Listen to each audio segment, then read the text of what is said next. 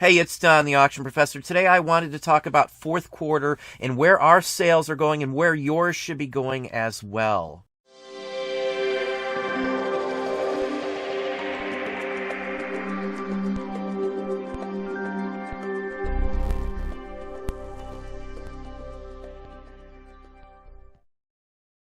Hey, it's Don, the Auction Professor. Today I just wanted to talk just a little bit about fourth quarter sales and what it does for us.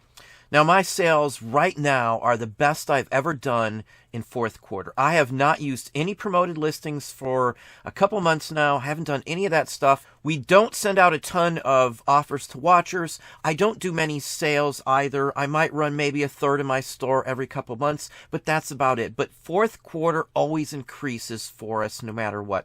I'm going to show you yesterday's sales. Again, this is just yesterday's, straight from the shot in just a second here. But across the board, we do increases. If you're not seeing some action right now, you better dig into your store and see what you have in it. Recheck your prices, recheck whatever you can into your listings because you should be picking up already at this point. Let's hop over the screen now, and I'm just going to show you our yesterday. Okay, so this is my store right here, and this is just yesterday's. You can see my store name. Here's yesterday's. That's all I'm showing right now. This is the 21 sales. Now, I sold many cards to the same person on different accounts through here. So we've sold about 160 items last night, just yesterday. $3,383. Now, that's not the most I've ever sold. We've done double that in one day before. We've sold one item for more than that on many occasions as well. So it just depends on what you do, what you're digging into, where you're going with your store. You got to have the best items. If you just don't have good items, you're not going to get sales. It doesn't matter whatever else you do. If your items aren't good, anything you do is not going to help that issue. So the first issue, go back and dig into your items. This is literally one day. This is going to take like an hour more with two people just pulling this stuff out to get it. But again, it's $3,383. Now, there's shipping in there, so it's roughly about $3,100 minus shipping. Obviously, there's fees, but our profit margin is 80% on this stuff right here, and I don't pay for shipping. We bill every person who orders from us for shipping. Now, you can see the items here. Now, I've covered up part of it just so you can't see the names of who bought from me, but this is still all yesterday. This is just yesterday.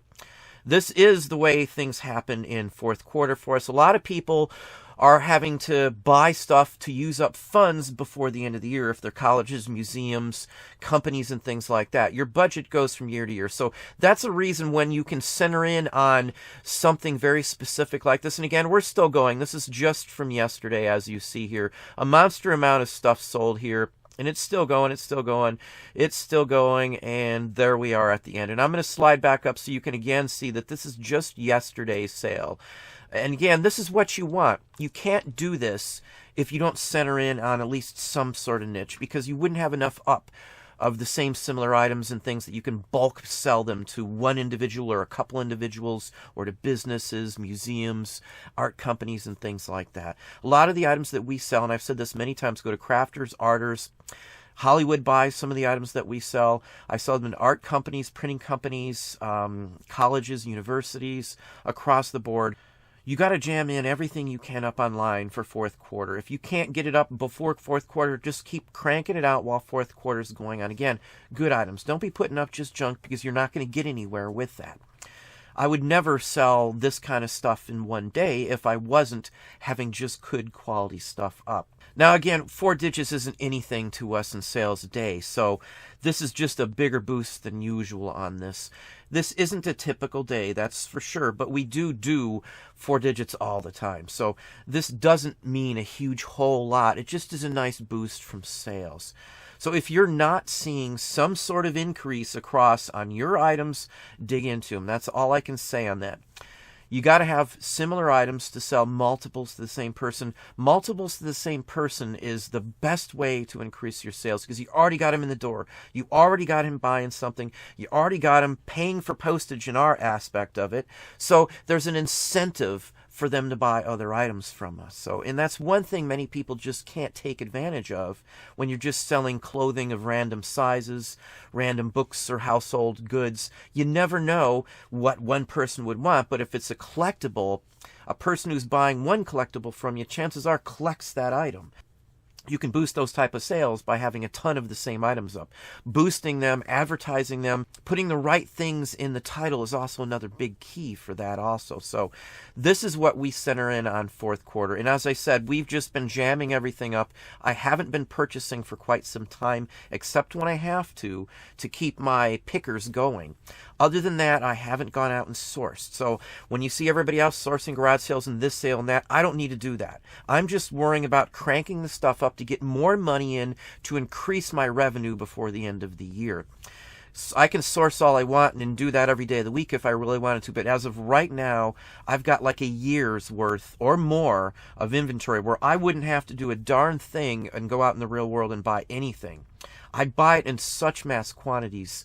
It's more like buying wholesale, but at dirt cheap prices, collectibles and antiques the way we purchase it. I know we do wholesale as well, and RA and the whole works too, but the antiques seem to always give us the biggest profit margin above and beyond any RA, well beyond any wholesale. So that's why I lean heavy on multiple platforms in the collectibles fields to begin with, because of the profit margin. I don't run 80% anywhere else other than, say, records and paper items and old magazines and collectibles in general. Vintage toys, I do run probably 80% profit margin or close to it. On average, across the board, in the store I share with you, it's about 80% after labor. All of that stuff, the fees are taken out. Because again, I have almost nothing into the stuff. It doesn't work that way in other categories or on other stores for us.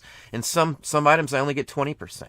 You know, it just depends on what you're selling. I think 20% is about the bottom end on anything I ever get, and those are almost always just wholesale items I don't even have to handle.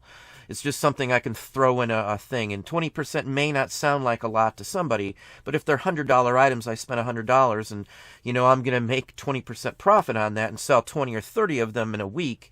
It's a no-brainer. You just have to have the funds to be able to invest in that sort of thing. You know, a $5 item that I can sell 10 a day makes me $1 basically, so that's $10 a day every day of the week. You know, or some days it's even more than that. So, you know, it's stuff like that that can make or break a store.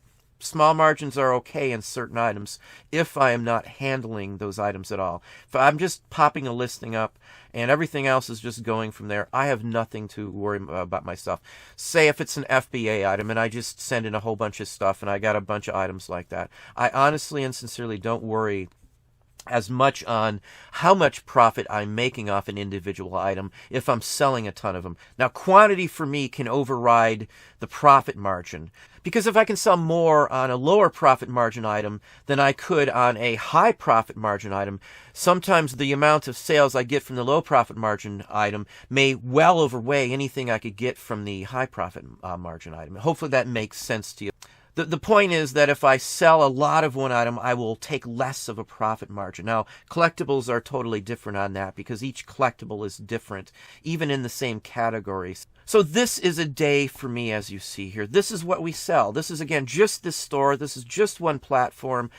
We sell on other platforms. We make money across the board all over the place. So this is what we worked towards for the few months before fourth quarter started, getting as much up in many different niches so we can do this, and not just vintage paper or postcards or sheet music or records, but in many categories. It really and honestly helps if you have many items in the same category if you want to be a vintage collectible seller, because you have to have enough to keep drawing people in. Yes, it's always great to have good one item here, one item there, but you're not going to be able to get multiple sales off of those. Because if you only have one item in a collectible field and that's all the guy collects, that's all you're going to sell. So again, I really try to center in on certain categories. Other categories that I don't sell enough of or just aren't as interesting to me, I do leave alone sometimes. People have said in videos when I'm out hauling, why didn't you buy this? Why didn't you buy that? I don't have to have everything. I don't honestly even need to go out, as I said. So I buy what I like. Sometimes I buy what it's interesting to me. I buy what I know I could sell for a certain amount. I buy what I know will have a good interest on the market. Something interesting, unique. I only buy the better items. So if I'm out and you see me picking through something, I pick the best conditioned items. I might leave some items that make money. It's just not worth my time sometimes to mess around with things below a certain amount or things that I'm just flooded in inventory. So if I pass up some sheet musics or a record that may be worth 10 or 15 bucks, I may have 3 or 4 of those right now, and it's just not practical for me to keep buying the same record because there's only so many people that are going to buy it, and it'll just be money tied up in inventory that I don't need to mess with. So that's just another thought, but that's what I have for you today. Well, there you are. Hopefully that gave you some thoughts, some ideas on your store and what you can do as well. If you enjoyed the video, please hit that like button down below. You can also hit the bell icon to be notified if I post new content or go live. Subscribe and tell a friend.